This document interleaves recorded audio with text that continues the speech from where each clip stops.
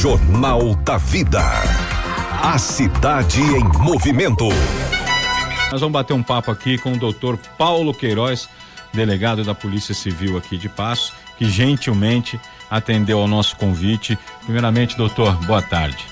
Boa tarde, André. Boa tarde, Meire. Boa tarde a seus ouvintes. Desejo a você muito sucesso aí. Muito obrigado. Na cidade de Passos, conduzindo agora o programa.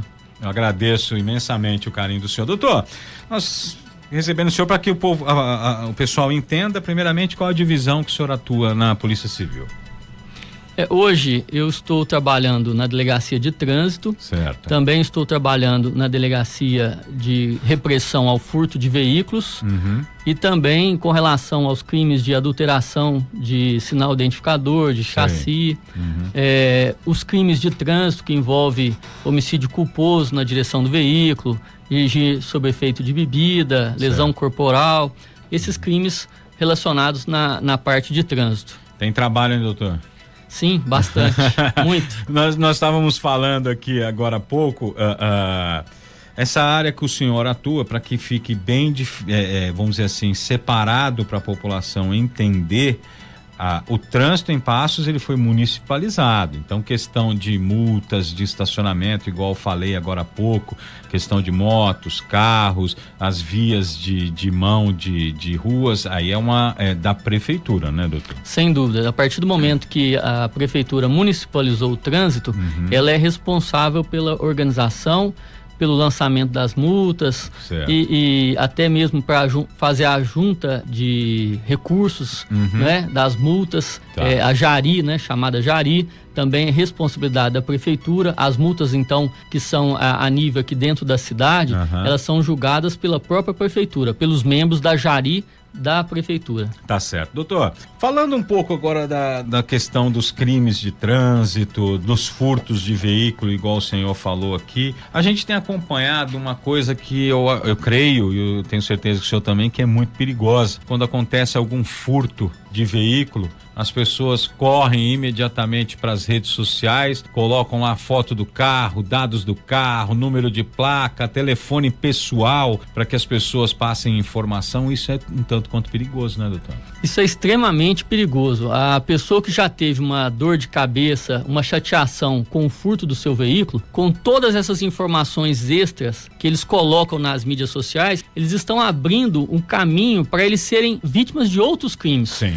Você pode clonar a placa de um veículo a partir do momento que a pessoa começou a colocar todos os dados ali. Justo. E ela começa a receber multas depois de outros estados em decorrência justamente dela ter facilitado. Você pode ver que nos estacionamentos as pessoas tampam as placas, né? Na hora muitas de divulgar vezes, os carros. Sim, até para evitar. Você põe aí a OLX e outros sites que você coloca, você vê que as pessoas sempre têm o cuidado de não colocar a placa. Por que isso? Para não ter a placa clonada, você não ter aborrecimento depois, chateações. Então as pessoas não devem, em hipótese alguma, correr nas mídias sociais e colocarem ali os seus dados, em especial o telefone, porque nós estamos vendo aqui na cidade de Passos, criando e fomentando-se uma indústria do crime relacionado a extorquir das pessoas que foram vítimas de furto. Entendi. E nós temos investigação em aberto sobre isso, porque a pessoa vai lá, coloca na mídia social o número do telefone e qualquer coisa para entrar em contato com ela. Não, ela tem que colocar para que a pessoa procure a polícia imediatamente. Ela tem que colocar o número da delegacia, o número da polícia militar, para que as pessoas que tiverem algum conhecimento sobre isso façam contato na polícia, que é o órgão adequado para receber essa informação. E aí o que a gente tem visto? As pessoas começam a receber telefonema dizendo, olha, me dá tanto porque senão... Nós tivemos um caso recente em que a pessoa não quis pagar e exigiu que ela tivesse passado primeiro uma foto do carro para saber se... Como ela não quis, o veículo foi queimado. Olha pra você ver. Então, quer dizer, a pessoa não deve, em hipótese alguma, colocar o número do seu telefone. E não é só isso também, ao passo que a pessoa pode receber uma ligação de quem esteja com o seu carro em poder, e aí vai ser extorquido, pedido, vamos dizer assim, para que o povo entenda, um resgate pelo veículo, ela pode receber até mesmo uma informação falsa, dando conta que o veículo está em algum lugar, e ao se deslocar para esse lugar, ser rendida por criminosos que sequer sabem onde está o carro dessa pessoa. E ali pode acontecer acontecer outros crimes, como sequestro, como estupro, como roubo, como assassinato, né, doutor? Sem dúvida, você pode levar a pessoa depois num banco e fazer sacar ali um dinheiro. Quer dizer, as pessoas não estão olhando apenas e tão somente, confiando muito na boa fé de quem está lendo lá. Só que bandido também tem Facebook, bandido também tem Instagram, às vezes até com perfil falso. A maioria, para poder, a maioria, para justamente se aproveitar dessas vítimas que estão no momento de vulnerabilidade, às vezes precisam daquele veículo para trabalhar, e ao invés da pessoa estar buscando, solicitando para as pessoas passarem informação para a polícia, né, e darem ali o número da polícia, elas dão o seu número pessoal. Podem ser, e muitas vezes são, vítimas de outros crimes. E sem contar que a polícia está preparada para atuar nesses casos. Você não tem preparo nenhum, eu não tenho preparo nenhum. Se roubarem um carro meu, a minha única alternativa é ir até a polícia. Não tenho preparo, não tenho condições alguma de investigar, de ir atrás, de prender, nada disso. É um trabalho, além de tudo, muito perigoso, né, doutor? E dos furtos que nós temos, muitas vezes os veículos são abandonados logo em seguida. Só que o pânico é tão grande da vítima que ela já, e a gente entende isso, né? Como aquela sensação de impotência. Mas aí o que acontece, muitos dos veículos, eles são abandonados. E outras coisas também, a polícia já vai mapeando alguns lugares em que eles costumam esconder os veículos. E nós fazemos esses levantamentos tão logo nós tomamos conhecimento de lugares onde nós já temos ideia de que possa o veículo estar escondido ali. Então a pessoa precisa controlar um pouco a ansiedade, porque nós temos essas ações preliminares e iniciais já para tentar recuperar com pouco tempo o veículo da vítima. Doutor, foi conveniente também a vinda do senhor aqui, porque está findando o prazo para que as pessoas transitem com os veículos com o CRLV de 2018. Para algumas placas já terminou, mas a partir agora do dia 31, dia 1º, para todas as placas, não se transita mais com o documento 2018, né? Perfeito. As placas que o último número sejam 1, 2, 3, 4 e 5, essas já têm que estar portando o documento 2019. Certo. As que têm o final 6, 7, 8, 9 e 0, essas podem transitar até o dia 31 de agosto, mas porém, no dia 1º de setembro, elas terão que estar na posse do documento. Então, se a pessoa atrasa o pagamento ou fica deixando para o último momento, é preciso um tempo para que o pagamento seja compensado no banco, processado, para que a gente consiga fazer o documento 2019. Então, a pessoa paga hoje e quer que no mesmo dia, às vezes, você consiga fazer o documento, e nem sempre isso é possível. Certo. Dizendo, não, já paguei, já pagou, mas o banco precisa de um prazo para processar. E aí, a fiscalização não quer nem saber, ela vai exigir a partir do dia 1º de setembro. Existem aqueles casos também, fala, doutor, eu paguei IPVA, licenciamento, seguro obrigatório, meu documento não chega, já paguei faz 10 dias. Tem isso também. E o que pode gerar isso? Podem ser 3 coisas. Primeiro, o correio já foi na sua casa em 3 oportunidades, você não se fazia presente, nem ninguém, e levaram lá para o UAI. E fica arquivado lá na UAI. Inclusive, depois a gente, no final do ano, quando já perde aquela validade, nós temos que fazer incineração desses documentos. E eu vou te dizer que é muita gente que fica sem pegar esse documento. Olha, é muita gente. Outra coisa, você pode estar com o seu endereço desatualizado. E se você está com o seu endereço desatualizado, você está com um problema muito grave. Porque se você receber multas, você não vai ficar sabendo. Não vai ficar sabendo. E aí depois você vai ter uma experiência desagradável, né? De ter que pagar as multas sem poder recorrer, ou até mesmo ter a sua carteira suspensa por meio de um processo administrativo. Ou pode ser simplesmente porque você não pagou quitou todos os débitos. Não sabia que tinha multa, não via aquele negócio todo. Mas saber não saber não isenta. Então a pessoa tem que estar fiscalizando. Então eu oriento a pessoa, se não recebeu, ela deve consultar o site do Detran e ver se ali consta algum débito para o veículo. Certo. Né? Porque... E o site é muito intuitivo também. Eu já entrei no site simples do Detran aqui, ele é bem tranquilão, consultar a situação do veículo e tal, ele já aponta tudo. Os carros emplacados em Passos, o senhor tem uma ideia mais ou menos de quantos ainda não foram emplacados? Um percentual mais ou menos? Ainda não efetuaram o pagamento. Que não efetuaram, perdão. Olha, quem faz esse levantamento para nós, e aí é do interesse da prefeitura, porque recebe parte do IPVA e quando também o governo. Isso aí. Então, a Receita Estadual, ela tem condições de informar. Uma vez eu vi uma reportagem recentemente, parece que tinha 35% que ainda não tinha efetuado o seu pagamento. É um número alto. Semana foi anteontem, foi ontem ou anteontem, conversei com o Major Célio e nós tocamos num ponto que eu acho até interessante tocar com o senhor. Não adianta, existe uma lei. Você, para andar com o seu veículo, você precisa estar com IPVA, licenciamento, seguro obrigatório em dia. E não tem multas, etc. E sua habilitação em dia. Quando você adquire um veículo, você sabe dessas responsabilidades. Não adianta amanhã ou depois você ser autuado, ter o veículo apreendido e querer, doutor, criticar a polícia. Igual eu falei pro Major Célio. A polícia, ao invés de ir atrás de bandido, tá apreendendo o carro do cidadão de bem.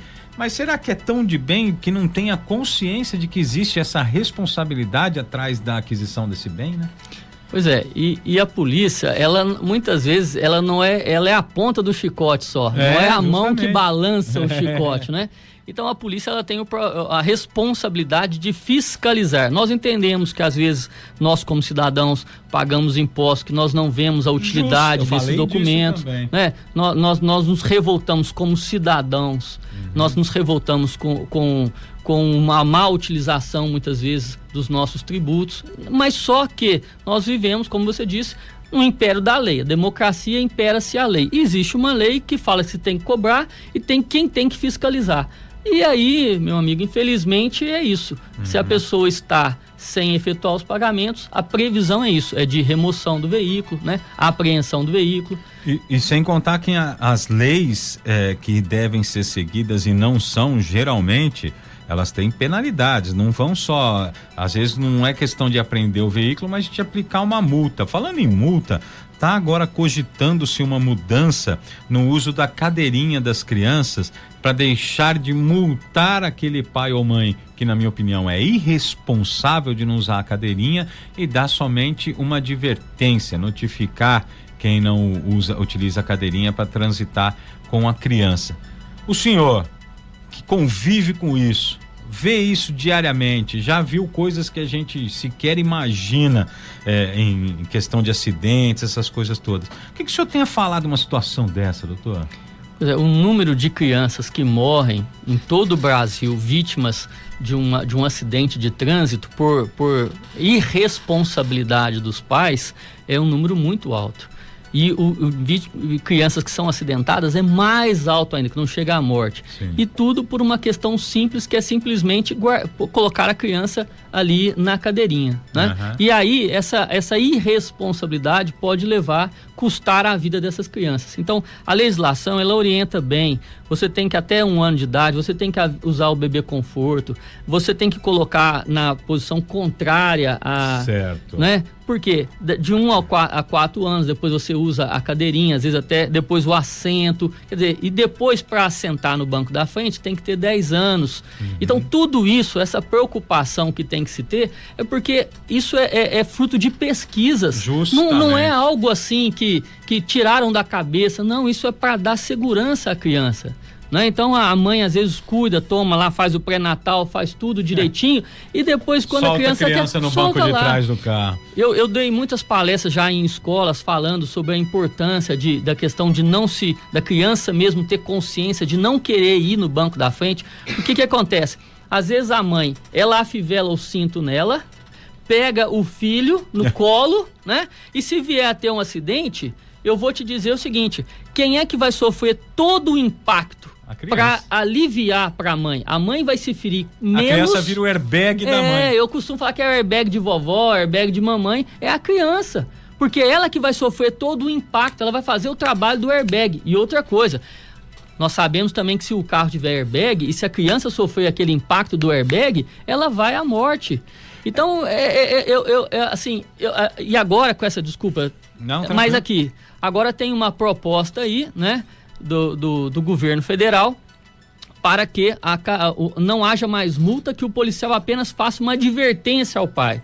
Sinceramente, no Brasil, as pessoas não têm esse nível de consciência de levar uma advertência e parar na esquina e comprar uma cadeirinha. Aqui no Brasil as pessoas só fazem a coisa quando dói no bolso. Infelizmente, as pessoas não têm essa consciência de que elas não podem andar na contramão porque é errado. Não é porque vai ter alguém para te fiscalizar, é porque você sabe que você não deve fazer aquilo porque é errado. É verdade. Então, enquanto as pessoas não criarem esse nível de consciência, você tem que fazer ela sofrer no bolso. Sem contar que, do mesmo jeito que o senhor já deve ter presenciado várias situações onde a falta da cadeirinha levou até mesmo a criança ao óbito, a utilização da cadeirinha salvou a criança, sim, né? Sem dúvida, sem Entendeu? dúvida. Então, quer dizer, é uma questão de responsabilidade dos pais. É igual eu falei aqui outro dia, deve multar o pai que não usa cadeirinha, assim como deve multar aquele pai que deixa de dar uma vacina no filho. Olha o sarampo aí. E tem gente que não dá, acredita que não precisa. Deve multar o pai que não cobra a criança na escola, a frequência, essas coisas todas. Porque enquanto é criança é responsabilidade nossa. Sim. Nós temos que fazer. Depois, é igual eu costumo dizer, doutor, filho é emprestado, né? Um dia ele vai seguir o caminho dele. Então, enquanto ele está emprestado, enquanto ele te emprestou a criança, cuida dela. Até a hora que a criança tomar o rumo dela. Mas até então você tem que cuidar, você tem toda a responsabilidade. Perfeito. E a gente chama a atenção da cadeirinha, mas aqui, por exemplo, Passos, nós temos a maior frota de moto da região.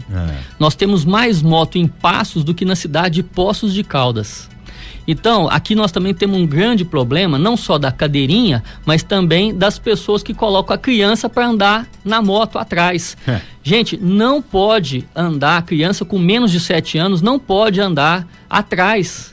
Só a partir de 7 anos de idade. E outra coisa, se ela tiver mais de 7 anos, mas ela não estiver segura, ela também, a mãe e o pai não pode andar com a criança. Então, por exemplo, se você tem uma criança com um braço engessado, você não pode pôr ela na trás, porque ela não tem a segurança necessária para estar circulando, porque ela não tem cinto de segurança, não tem nada.